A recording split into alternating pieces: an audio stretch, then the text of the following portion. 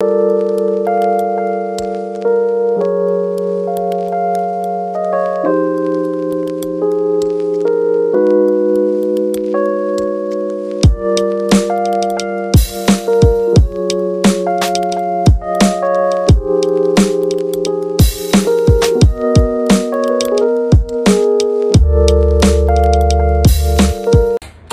morning, guys. I decided to just take out the camera because I'm having a bad morning.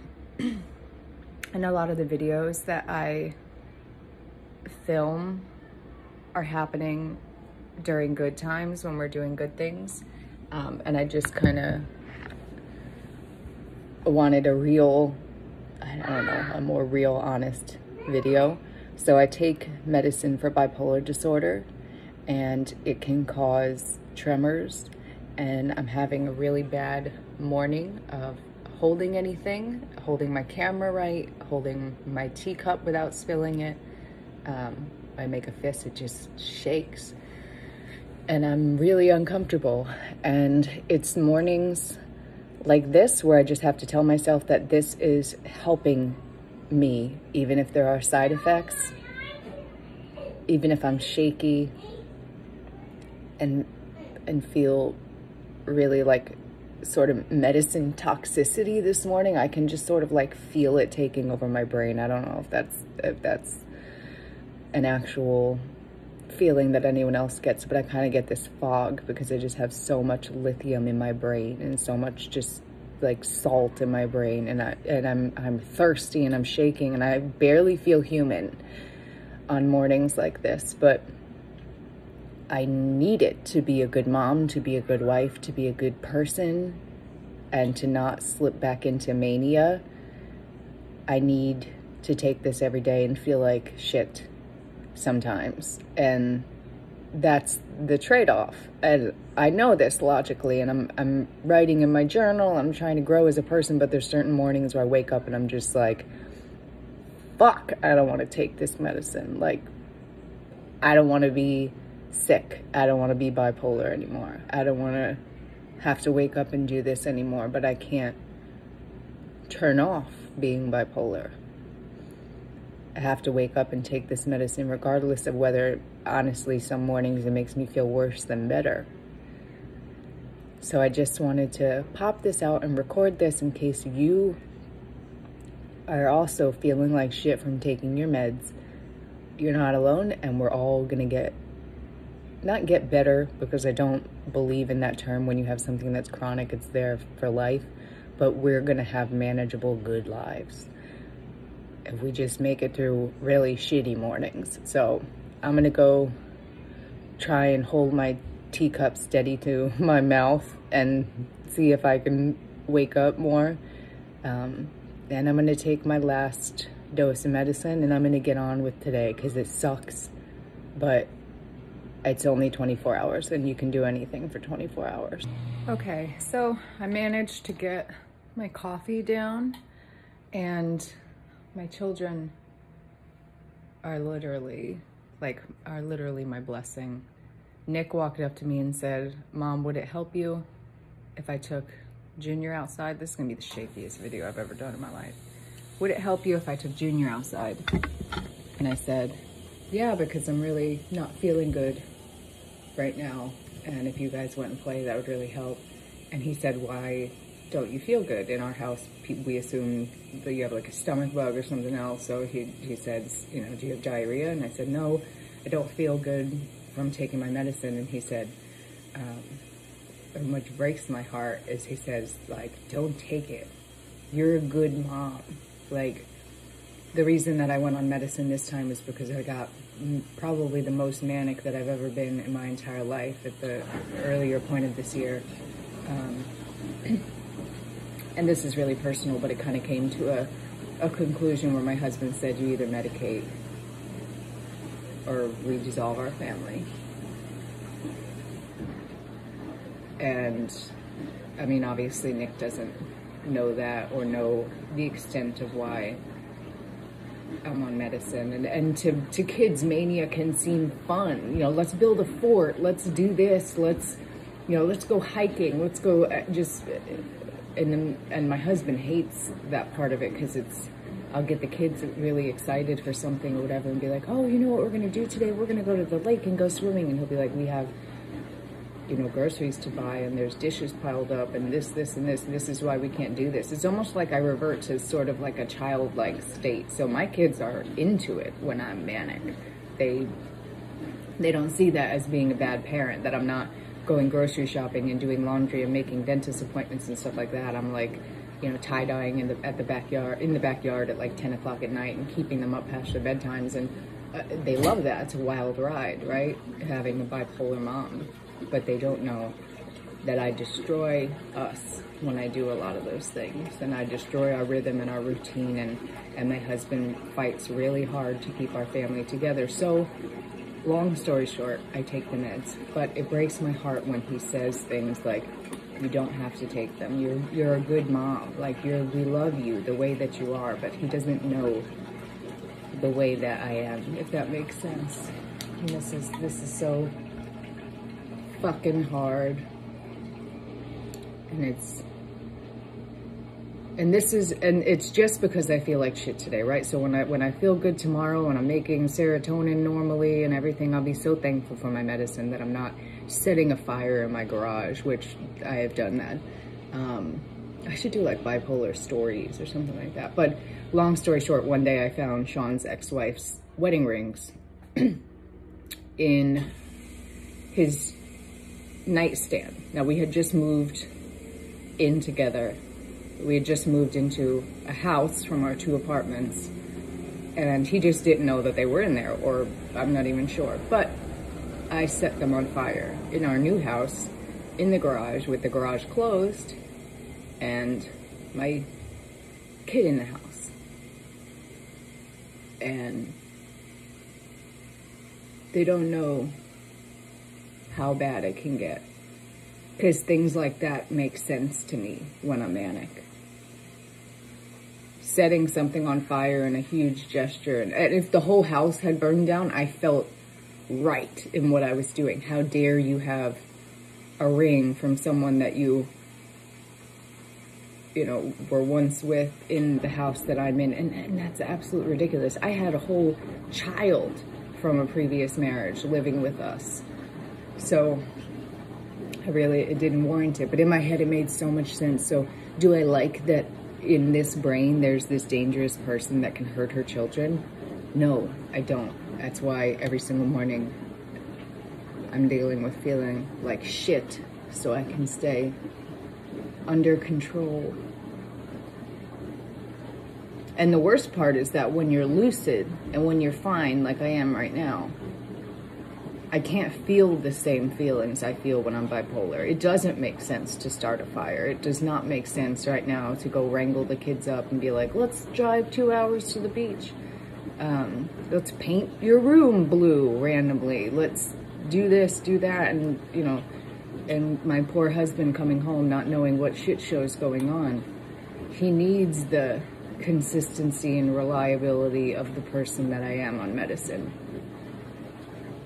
He needs that support in the same way that I need him to help me stay well. So we're partners. And I guess we all feel things that we don't want to feel. My child feels that his mother is medicated and that I don't understand how much they love me when I do. I don't know what support my kids need or how I can make them understand the good and bad of medicine. I don't think I can. I think that they're just 9 and 3, and I've got to give them a break and let them be kids. But unfortunately, being bipolar, some of that gets taken from them because they've seen scary shit. They've seen me going to the hospital. They've seen Sean calling my psychiatrist and deploying the police here. That's a true story too. That's a long one for another day. But regardless, I'm gonna go sit in the sun with my kids in our backyard. Yes? And I'm gonna try and feel good. And I'm gonna write in my journal. So go take your meds if you need to. Remember why you started this. If you don't have a journal, I suggest starting one for yourself, no matter the diagnosis you have, it's going to be helpful. It gives me the opportunity to, instead of writing out like a to-do list, it kind of gives me the opportunity to write out how today is going, how it's going to go, how I want it to go, what I'm feeling. Then I'll give you guys an example, because I just sort of had a little bit of clarity. So I said today can be a great and comforting day if I let it. I can make a hot cup of coffee and read. I am almost finished with the Diary of Anne Frank. I'm able to see how she made a good and fulfilled life, even in the worst of circumstances. Perspective is everything. I cannot focus on what I don't have because of bipolar, and I need to focus on what I do have because of medicine. I have my family together. We're gonna have a good day. We're moving in 2 weeks. This is not the time for me to cycle into, you know, and I hate using the word crazy, but there's really no other way to describe it, the craziness that ensues when I am manic. I have to do this. I have to keep it together. Did this morning throw me off a little bit? Absolutely. I hate feeling like shit when I'm on medicine. I kind of feel like I'm in the mental hospital. If anyone's ever been in the mental hospital, you're very, very drugged and you're just sort of sitting around. And that's what a lot of life feels like on bipolar, but I can't let that take over because I have such good days because I have my shit together. So, yeah, I'm just going to keep writing. And if you don't have a journal where you can write down your thoughts, go and get one. This literally was $1 notebook from Target. It's nothing special. Just start writing down your feelings, and you can go back and reread them later, and you can start to understand yourself and start to be aware of your own cycle. How do you cycle? What things do you do? What do transitions and changes and big life things make you flip out? Because for me, it's holidays, it's my birthday, and it's life events. And the holidays and my birthday are just about like 4 or 5 months apart. So every year I do this, every year. We didn't have a good Christmas in my family until last year, this last Christmas, because it was the first one where I was medicated. And then I kind of went on a little stringent and ended up needing more medication. But long story short, you're gonna learn your patterns, and that's the only way to stop them. How could you stop a cycle you're not even aware of? So if you're having a really bad day, start writing it down, and you're gonna start being able to tie it to things, being able to figure out what patterns your mental health follows. So yeah, write it down. I'm gonna go make coffee and read the rest of my book. So I forced myself to take a shower and to put makeup on, even though it looks like yesterday's makeup already. And I feel a little bit better. And I don't know why I have anxiety about showering and taking care of myself and hygiene, but I feel like it's a wasted time because I'm needed doing other things, and that doesn't necessarily make sense. I am forcing myself to come outside because it's warm and the sun is shining and it's a good day. And the best part of the day is I got to 3:30. I made it halfway through the day.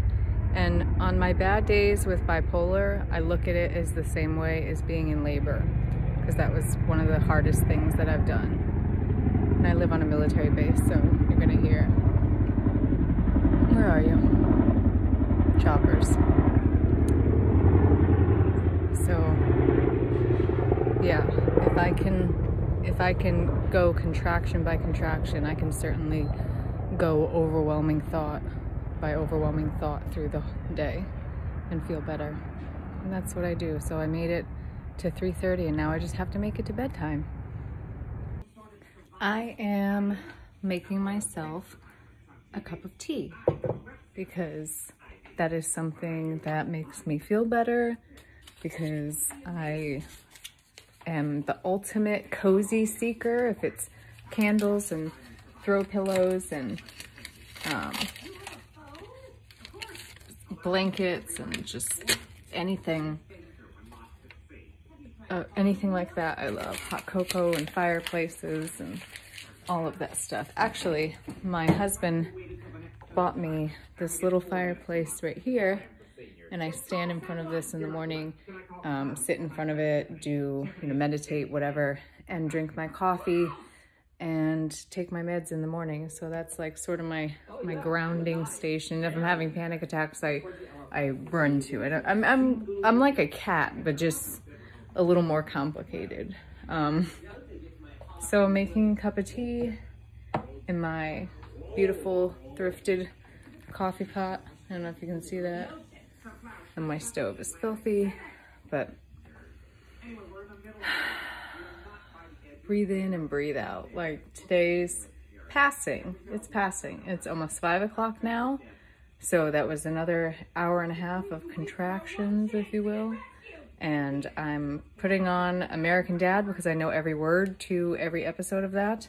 And my husband took the kids on a ride so that, because they were getting really loud and he could tell I was getting overwhelmed. So, and it's okay to ask for help too. So you can tell your partner, if you have that kind of relationship, and I hope that you do because we all require that. But if you tell your partner, I just can't do this right now, and they can take your kids for a walk or something else, don't be afraid to ask for help when you need it, because we all need it. And I also want to note that this bad day is like maybe 1 out of every 15 days I have. So I just want to say that I otherwise am doing pretty well, but that does go to show that even if you are stable most of the time, you can still have bad days. It happens. So whatever. Today is a fluke. My stomach hurts. I'm jittery. I'm just not having a good day of side effects to my medication. But today's gonna pass. That's the beautiful thing about life, is it's gonna pass, whether it feels like a contraction or it feels like an orgasm, because life is polar like that. You have amazing, fantastic times, and then you have really low times. And this is certainly not the lowest that I've ever been. Far fucking from it. Far from it. The story times I could do. I didn't think my children would find these videos one day.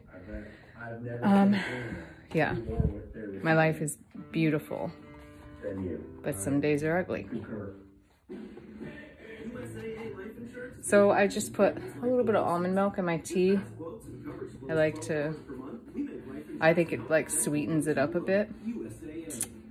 I like that. And I like just regular black tea, although I am an adventurous tea drinker. I do dabble in green teas as well.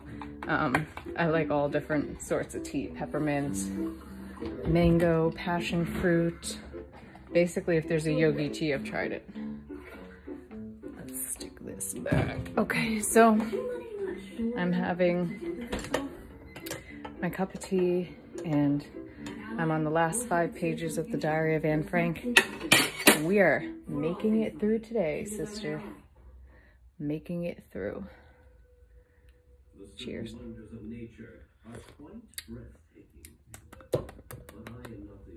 I hope someone else out there is weird like me and is relating to any of this.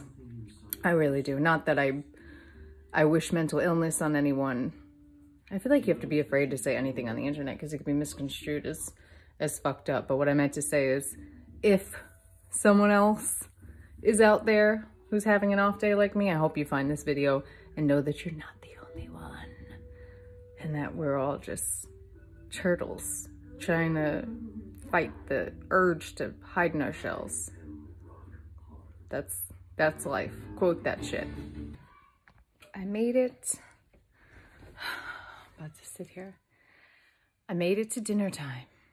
So now it's just bath and bed, and tomorrow I start over. And that's just how I got through this. I apologize if I have those brain lapses in my speech. I did previously have an experience with a seizure disorder and had a few hundred seizures. So there's a little bit of a delay sometimes. Even though I think directly of a sentence, I may do this thing where I pause for 4 seconds and it's my speech catching up, literally. So there's not a lapse in my brain. I know exactly what I want to say, but it takes a second sometimes. And it takes a little getting used to. So if you've watched my videos before and I have those long pauses, I'm not like, you know, on a fucking bunch of Xanax. Like, it may seem like it's actually that I just have that little quirky thing about me, about my speech. So, and it may be like that forever. They don't know. There was a time where my speech was horrific and I could barely articulate myself, and that was right after the seizures. So my children are out front playing or murdering someone. The sounds are pretty similar. And I am going to finish cooking dinner right now. We're just having spaghetti with red sauce. So my family is very forgiving on days where I'm not having it and doing shitty, and they can pretty much tell. So they'll just eat anything. They're pretty simple. So pasta is a simple vegan thing that I can make and just throw with them, like chicken feed. And then I'm going to put them in the bathtub, and I'm going to read in bed with my husband, and I'm going to journal, finish journaling, and write down that in retrospect, it really wasn't that bad of a day. It wasn't that uncomfortable of a situation. I'm happy, I'm healthy, I'm clean, I'm safe, I'm warm. I'm, you know, I actually have a history with addiction, so I'm, you know, I'm sober. I haven't messed anything up. I didn't do anything wrong or bad. This daunting, anxious feeling that I have will pass. This is not my fault. And that's how I get through it. So, this video was my ode to bipolar, you know, a day in the actual life. And I didn't go out today. I took it really easy. I did practically nothing. I cleaned a lot because that makes me feel better, and I have to actively push myself to do that. But I feel so much better when things are in order. So I've been just cleaning, and just doing a lot of self-care, watching shows I'm familiar with, and I don't know, maybe I'll do a video one day with like 10 things I do to calm my anxiety down, because I'm pretty methodical at this point. I've got a lot of things I do, and I'm really good at, you know, actually working the steps from, you know, being sober, and then I'm also good at taking care of my mental health stuff. So I don't know, but I know I do a lot of things to comfort myself, and I did that today. So I'm sipping my tea, finishing dinner, and then we're gonna go read in bed and go to bed. So thank you for watching. If you are struggling, go and get help yourself. If you don't know where to start with a psychiatrist who can offer you a diagnosis and a glimpse into why you are the way you are. And then you can address it with medicine or behavior changes, behavioral therapy. I do all of that. But if you're wanting a place to start, just Google local psychiatrist to you. Even if you have to pay for the visit, it's at the most I've ever paid is $150. And seek out help. Don't feel terrible and stay that way. All right, have a good night, guys.